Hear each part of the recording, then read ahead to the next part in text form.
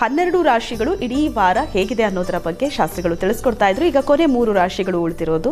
ಶಾಸ್ತ್ರಿಗಳೇ, ಮಕರ, ಕುಂಭ, ಮೀನ. ನೋಡೋಣ.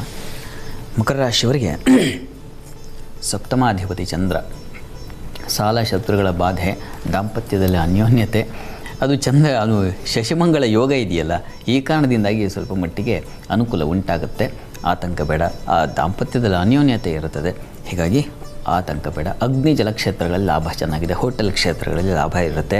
ಕೃಷಿಕರಿಗೆ ತುಂಬ ಚೆನ್ನಾಗಿರ್ತದೆ. ಹಾಲು, ಹೈನು, ಹೂವಿನ ವ್ಯಾಪಾರ ಇದೆಲ್ಲ ತುಂಬ ಚೆನ್ನಾಗೇ ಇರುತ್ತೆ. ವಾರದ ಆದಿಯಲ್ಲಿ ಒಳ್ಳೆ ಶುರುವಾಯ್ತಪ್ಪ, ಈ ವಾರದಲ್ಲಿ ಒಳ್ಳೆ ರೀತಿಯಲ್ಲಿ ಆಗಿದೆ ಲಾಭ ಅನ್ನೋ ರೀತಿಯಲ್ಲಿ ಸಮಾಧಾನ ಸಿಗುತ್ತೆ. ಆದರೆ ಸಾಲ ಮತ್ತು ಶತ್ರುಗಳ ಬಾಧೆ ಇರುತ್ತೆ, ಹೀಗಾಗಿ ಆರೋಗ್ಯದಲ್ಲೂ ಸ್ವಲ್ಪ ಏರುಪೇರಾಗಬಹುದು, ಗಮನ ಇರಲಿ. ಇನ್ನು ವಾರಾಂತ್ಯ ನೋಡೋಣ. ವಾರಾಂತ್ಯದಲ್ಲಿ ನಿಮಗೆ ವೃತ್ತಿಯಲ್ಲಿ ಲಾಭ ಚೆನ್ನಾಗಿದೆ. ಕುಟುಂಬದಲ್ಲಿ ಸ್ವಲ್ಪ ಜಾಗ್ರತೆ ಬೇಕು. ಗಲಾಟೆ, ಘರ್ಷಣೆಗಳನ್ನು ಸೂಚಿಸ್ತಾ ಇದೆ. ವಿದ್ಯಾರ್ಥಿಗಳಿಗೆ ತೊಂದರೆ ಸೂಚಿಸ್ತಾ ಇದೆ. ಗುರುಗಳ ಮಾರ್ಗದರ್ಶನ ಸಿಗುತ್ತೆ, ತಗೊಳ್ಳಿ. ಅವರ ಸಲಹೆ ತೊಗೊಂಡ್ರೆ ತುಂಬ ಒಳ್ಳೆಯದು, ನಿಮಗೆ ಅನುಕೂಲ ಉಂಟಾಗುತ್ತೆ ವಾರದ ಅಂತ್ಯದಲ್ಲಿ. ಮುಖ್ಯವಾಗಿ ಹಿರಿಯರು, ಮನೆ ಹಿರಿಯರು ಇರ್ತಾರಲ್ಲ, ಅವರಿಂದ ಏನೋ ಸಲಹೆ ಬಂದರೆ ಅದನ್ನು ತಿರಸ್ಕಾರ ಮಾಡಬೇಡಿ. ನಮಗದೇ ಹಳಬರು ಅಂದ ತಕ್ಷಣ ಕಾಳಿದಾಸನ ಹೇಳ್ತೇನೆ, ಪುರಾಣಮಿತ್ಯೇವ ನ ಸಾಧು ಸರ್ವಂ ನ ಚಾಪಿ ಕಾವ್ಯಂ ನವಮಿಥ್ಯ ಮದ್ಯಂ ಅಂತ. ಹಳೇದು ಒಂದು ಮಾತ್ರಕ್ಕೆ ಎಲ್ಲವನ್ನ ಏನು ತಿರಸ್ಕಾರ ಮಾಡೋದಲ್ಲ, ಒಪ್ಕೊಳ್ಳೋದಲ್ಲ. ಹೊಸತು ಒಂದು ಮಾತ್ರಕ್ಕೆ ಎಲ್ಲವನ್ನ ಏನೋ ತಿರಸ್ಕರಿಸೋದು ಅಂತಲ್ಲ, ಪರೀಕ್ಷೆ ಮಾಡಿಕೊಂಡು, ಸಂತಃ ಪರೀಕ್ಷೆ ಅಂತ, ಬುದ್ಧಿವಂತ ಪರೀಕ್ಷೆ ಮಾಡಿ ತಗೋತಾರೆ ಅಂತ. ಇಲ್ಲ, ಹಾಗೆ ಏನೋ ಹಿರಿಯರು ಹೇಳಿದ್ದಾರೆ ಅದನ್ನು ತಗೊಳ್ಳಿ, ಎಲ್ಲವೂ ಅವ್ರು ಹೇಳಿದ್ದೆಲ್ಲ ಇದು ಅಂತಲ್ಲ, ಆ ರೀತಿಯಲ್ಲಿ ಗಮನಿಸಿ. ಇನ್ನು ಇದಕ್ಕೆ ಪರಿಹಾರ ಏನಪ್ಪ ಅಂತಂದರೆ, ನಿಮ್ಮ ಮನೆ ದೇವರ ಪ್ರಾರ್ಥನೆಯೇ ದೊಡ್ಡದು. ಮನೆ ದೇವರ ಸ್ಮರಣೆ ಮಾಡಿಕೊಳ್ಳಿ, ಅದರಿಂದ ಅನುಕೂಲ ಆಗುತ್ತೆ. ಇನ್ನು ಕುಂಭರಾಶಿಗೆ ಹೋಗೋಣ. ಕುಂಭರಾಶಿಯವರಿಗೆ ವಾರದ ಆದಿಯಲ್ಲಿ ವೃತ್ತಿಯಲ್ಲಿ ಹೆಚ್ಚಿನ ಒತ್ತಡ, ಬುದ್ಧಿ ವ್ಯತ್ಯಾಸ, ಕೋಪ, ತಾಪಕ್ಕೆ ಬಲಿಯಾಗ್ತಕ್ಕಂಥದ್ದು. ಆ ಮನಸ್ಸಿನ ಸ್ಥಾನದಲ್ಲಿ ಈ ಗುರುವಿನ ಜೊತೆಗೆ ಮಾಂದಿ ಇದ್ದರೆ ಆಲೋಚನೆಗಳು ಹಾಗೆ ಬೇಡದೇ ಇರೋ ಆಲೋಚನೆಗಳು ಮನಸ್ಸಿಗೆ ಬಂದುಬಿಡುತ್ತೆ. ನಿರ್ಣಯಗಳು ತಪ್ಪು ನಿರ್ಣಯ, ಇನ್ಯಾರಿಗೂ ಶ್ಯೂರಿಟಿ ಹಾಕಿಬಿಡ್ತಕ್ಕಂಥದ್ದು, ಈ ರೀತಿಯ ಒಂದು ತೊಂದರೆಗೆ ಸಿಕ್ಕಾಕೊಳ್ಳೋ ಸಾಧ್ಯತೆ ಇದೆ. ಗಮನ ಇಲ್ಲಿ ವಾರದ ಆದಿಯಲ್ಲಿ ಬುದ್ಧಿ ವ್ಯತ್ಯಾಸ ಸೂಚಿಸ್ತಾ ಇದೆ, ಹೀಗಾಗಿ ಎಚ್ಚರಬೇಕು. ಇನ್ನು ವಾರದ ಅಂತ್ಯ ಗಮನಿಸೋಣ. ಕರಳು, ಉದರದ ಬಾಧೆ, ಅದೆಲ್ಲ ಅವನು ಗುರು ಕರಳಿಗೆ ಅಧಿಪತಿ. ಅವನ ಜೊತೆಗೆ ಮಾಂದ್ಯ ಸೇರಿದ್ರೆ ಇಂಟೆಸ್ಟೈನ್ ಸಮಸ್ಯೆಗಳು ಜಾಸ್ತಿ ಆಗೋ ಸಾಧ್ಯತೆ ಇದೆ, ಹುಷಾರು. ಆಹಾರ ವ್ಯತ್ಯಾಸ ಮಾಡ್ಕೋಬೇಡಿ. ಇನ್ನು ವಾರದ ಅಂತ್ಯ ಗಮನಿಸ್ಕೊಂಡ್ರೆ ಕುಟುಂಬದಲ್ಲಿ ಅಸಮಾಧಾನ, ಚುರುಕು ಬುದ್ಧಿ, ಅಲ್ಲಿಗೆ ಮಾಂದಿ ಹೋಗುತ್ತೆ, ಮತ್ತೆ ಒಳ್ಳೆಯ ಸದ್ಬುದ್ಧಿ ಬರುತ್ತೆ. ವಾರದ ಆದಿಯಲ್ಲಿ ಕೆಟ್ಟಿತ್ತು ತಲೆ, ಈಗ ಸ್ವಲ್ಪ ಸರಿ ಹೋಗಿದೆ ಅಂತ ಸ್ವಲ್ಪ ನಿಮ್ಮನ್ನು ನೀವೇ ತಿದ್ದುಕೊಳ್ತಕ್ಕಂಥ, ಸರಿಪಡಿಸ್ಕೊಳ್ತಕ್ಕಂಥ ಒಂದು ದಾರಿ ಇದೆ. ಆರೋಗ್ಯದ ಸ್ವಲ್ಪ ವ್ಯತ್ಯಾಸ ಸೂಚಿಸ್ತಾ ಇದೆ. ಮುಖ್ಯವಾಗಿ ಆಹಾರ ವ್ಯತ್ಯಾಸ ಸಾಧ್ಯತೆ, ಜಂಕ್ ಫುಡ್ಡು, ಮತ್ತೊಂದು ಇಂಥವುಗಳಿಗೆ ಬಲಿಯಾಗಿಬಿಡ್ತೀರ, ಹುಷಾರು. ಇದಕ್ಕೆ ಪರಿಹಾರ ಏನಪ್ಪ ಅಂದರೆ ಶಿವಕವಚವನ್ನು ಹೇಳ್ಕೊಳ್ಳೋದು, ಶಿವಕವಚ ಕೇಳಿಸ್ಕೊಳ್ಳೋದು, ಇದು ತುಂಬ ಒಳ್ಳೆಯದು, ಪ್ರಯತ್ನ ಮಾಡಿ. ಇನ್ನು ಮೀನರಾಶಿಗೆ ಹೋಗೋಣ. ಮೀನರಾಶಿಯವರಿಗೆ ವಾರದ ಆದಿಯಲ್ಲಿ ಪ್ರಯಾಣದಲ್ಲಿ ಸ್ವಲ್ಪ ಹುಷಾರಾಗಿರಬೇಕು, ತೊಂದರೆ ಸೂಚಿಸ್ತಾ ಇದೆ. ಸ್ನೇಹಿತರು, ಬಂಧುಗಳ ಸ್ವಲ್ಪ ಸಮಸ್ಯೆಗಳು, ಗೃಹ ವಿಚಾರ, ಮನೆ ವಿಚಾರಕ್ಕೆ ಸಂಬಂಧಿಸಿದ ಹಾಗೆ ಬಂಧುಗಳ ಜೊತೆಗೆ ಏನೋ ತಗಾದೆ, ಘರ್ಷಣೆ, ಇವುಗಳನ್ನು ಸೂಚಿಸ್ತಾ ಇದೆ.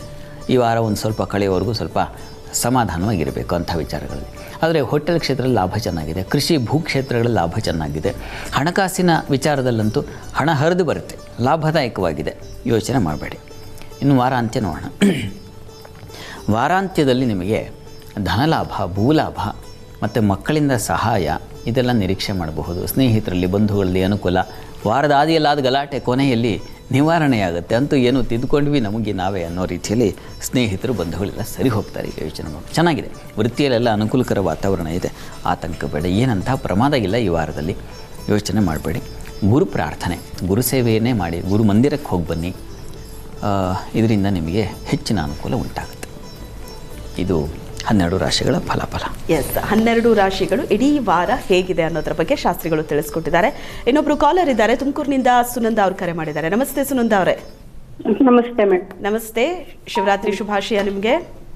ನಿಮ್ಗೂ ಅಷ್ಟೇ ಮೇಡಮ್. ಎಸ್, ಯಾರ ಬಗ್ಗೆ ಕೇಳಬೇಕಿತ್ತು? ಮಗನ ಬಗ್ಗೆ ಕೇಳಬೇಕು. ಡೇಟ್ ಆಫ್ ಬರ್ತ್ ಹೇಳಿ. 11 ಹಾ 11 9 11/9 1993. ಓಕೆ, 93. ಟೈಮು ಮಧ್ಯಾಹ್ನ 2:30. 2 ಗಂಟೆ 30 ನಿಮಿಷ.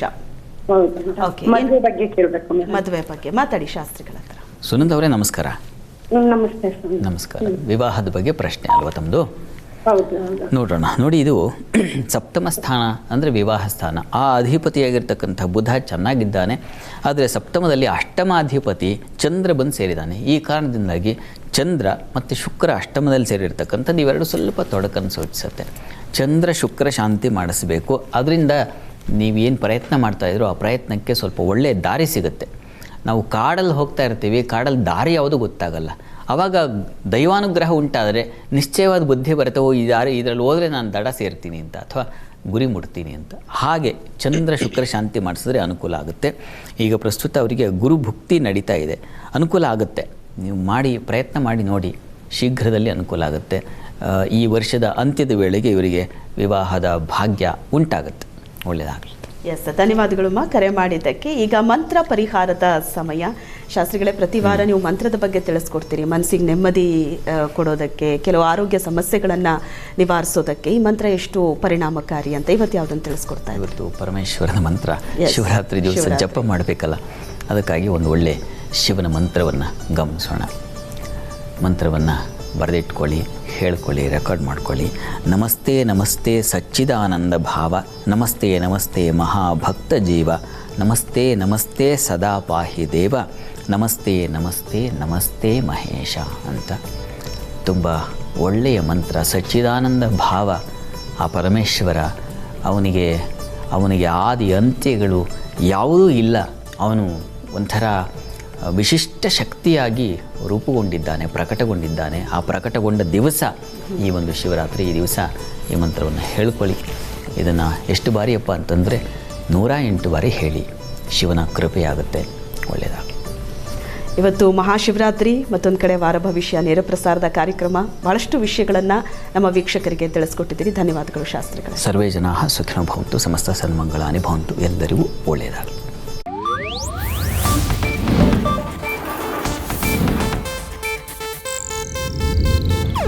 ಇದು ಏಷ್ಯಾನೆಟ್ ನ್ಯೂಸ್ ನೆಟ್ವರ್ಕ್ ಪ್ರಸ್ತುತಿ.